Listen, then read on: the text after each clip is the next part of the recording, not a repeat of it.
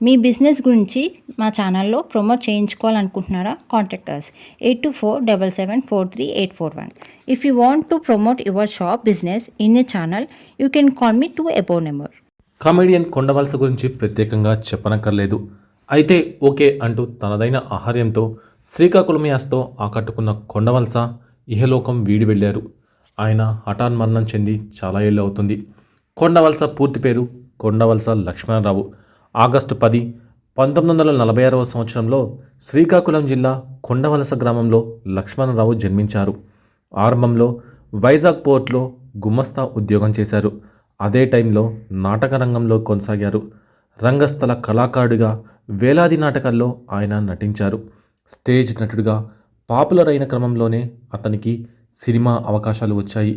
వంశీ దర్శకత్వంలో తెరకెక్కిన అవును వారిద్దరూ ఇష్టపడ్డారు చిత్రంతో క్యారెక్టర్ నటుడిగా తెరంగేట్రం చేశారు కొండవలస. మొదటి సినిమాతోనే తన దైన మార్కుతో కొండవలస ప్రత్యేకతను చాటుకున్నారు. దాదాపు 300 సినిమాల్లో నటించారు.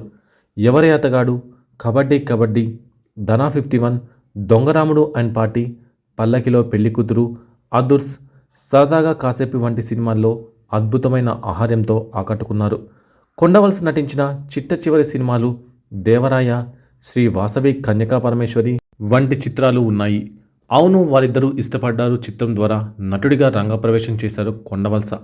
ఆ సినిమాలో పుట్రాజుగా కొండవలస నటన ప్రేక్షకుల్ని ఎంతగానో ఆకట్టుకుంది. నేనొప్పుకోను అయితే ఓకే అనే ఊతపదంతో నవ్వుల్ని పంచారు. ఇక ఆ తర్వాత కొండవలస వెనక్కి తిరిగి చూసుకోలేదు. ఇండియన్ గ్యాస్ అనే నాటికలో తన శ్రీకాకుళం మాండలికంలో డైలాగులు పలికారు. ఆ విధానం అప్పట్లో అందరికీ నచ్చింది. అదే తీరును ఆయన సినిమాల్లో తన పాత్రలకు అన్వయించుకున్నారు. వైవిధ్యమైన మాట తీరుతో తనదైన కామెడీ స్టైల్తో తెలుగు వారిని పొట్ట చెక్కలయ్యేలా నవ్వించిన ఈయన చివరి దశలో మాత్రం బాగా ఏడిపించేశారు. శ్రీకాకుళంలో పుట్టి పెరిగిన కొండవలస అవును వారిద్దరూ ఇష్టపడ్డారు సినిమాతో బాగా గుర్తింపు తెచ్చుకున్నారు. ఉత్తరాంధ్ర మాట తీరుతో ప్రేక్షకులకు తెగనచ్చేశారు. కబడ్డీ కబడ్డీ, ఒట్టేసి Chebutunna Anandamanandamaye, Evadi Golavadidi, Naidamma, Attili Satyababu LKG, blade Babji, Kuberulu, Dongalabandi, Bendapparao, RMP వంటి ఎన్నో కామెడీ సినిమాల్లో వైవిధ్యభరితమైన కామెడీతో ప్రేక్షకుల్ని అలరించారు. 2015 జూలైలో ఆయన నటించిన చివరి సినిమా జేమ్స్ బాండ్ రిలీజ్ అయింది. అదే సంవత్సరం నవంబర్ నెలలో కొండవలస లక్ష్మణరావు చనిపోయారు. ఆ సమయానికి ఆయన వయసు 69 ఏళ్లే. కొండవలస 2015 నవంబర్ 2న మరణించారు. చెవిలో మొదలైన ఇన్ఫెక్షన్ మెదడుకు వ్యాపించిందని, ఇదే అతని మరణానికి దారితీసిందని వైద్యులు చెప్పారు. ఆయన చనిపోయినప్పుడు చాలామంది కంటతడి పెట్టుకున్నారు. కొండవలస ఇక లేరు, హాస్యం ఆగిపోయింది అని చాలా ఎమోషనల్ అయ్యారు.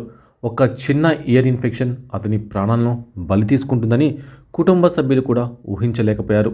అనుకోకుండా ఆయన మరణించడం అందరినీ కలిచివేసింది. అతను నటించిన దాదాపు అన్ని సినిమాలు సూపర్ హిట్ అయ్యాయి. ఇలాంటి కమెడియన్ రీప్లేస్ చేసేవారు మళ్ళీ తెలుగు సినిమా పరిశ్రమలో లేరు అని అప్పుడు చాలామంది కన్నీటి పరిమితమయ్యారు.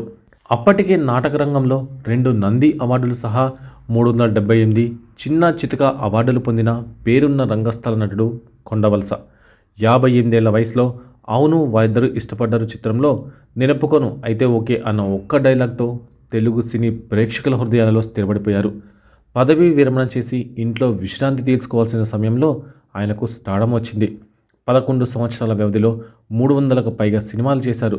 తొలి సినిమా విడుదలైన తర్వాత ఆయన ఖాళీగా ఇంట్లో కూర్చున్న రోజులు వేల మీద లెక్కబెట్టవచ్చు. సంవత్సరంలో 80 తెలుగు చిత్రాలు విడుదలైతే అందులో 40 వరకు కొండవలస నటించినవి ఉన్న సందర్భాలు ఉన్నాయి.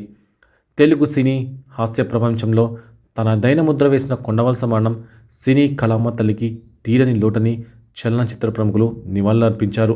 అయితే ఓకే అంటూ సినీ ప్రేక్షకులకు దగ్గరైన కొండవలస ఇలా చెప్పా పెట్టకుండా దూరం కావడం నాట్ ఓకే అంటూ అభిమానులు కన్నీటి పర్యంతమయ్యారు.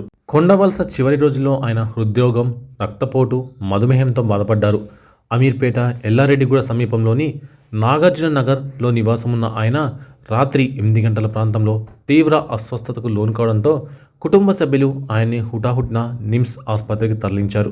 అయితే పరిశీలించిన వైద్యులు అప్పటికే ఆయన మృతి చెందినట్లు ధృవీకరించారు. ఆయన మృతితో సినీ పరిశ్రమ శోక సంద్రంలో మునిగిపోయింది. కొండవలస మరణవార్త తెలుసుకొని చాలామంది సినీ ప్రముఖులు దిగ్భ్రాంతి చెందారు. ఎంకామ్ పూర్తి చేసిన తర్వాత విశాఖపట్నం ట్రస్ట్లో ఉద్యోగిగా కొండవలస వృత్తి జీవితం ప్రారంభమైంది. అంతేకాకుండా ఆంధ్ర యూనివర్సిటీ నుంచి నటనలో డిప్లొమా పూర్తి చేశారు. ప్రారంభ సంవత్సరాల్లో అతను స్టేజ్ ఆర్టిస్ట్గా కూడా పనిచేశారు. మరియు అది చిత్ర పరిశ్రమలోని కొంతమంది ప్రముఖుల దృష్టికి రావడానికి సహాయపడింది. 250 రంగస్థల నాటకాలలో Nizam, Tommy Tommy, Indian gas వంటి అత్యంత ప్రజాదరణ పొందిన నాటకాలు ఉన్నాయి.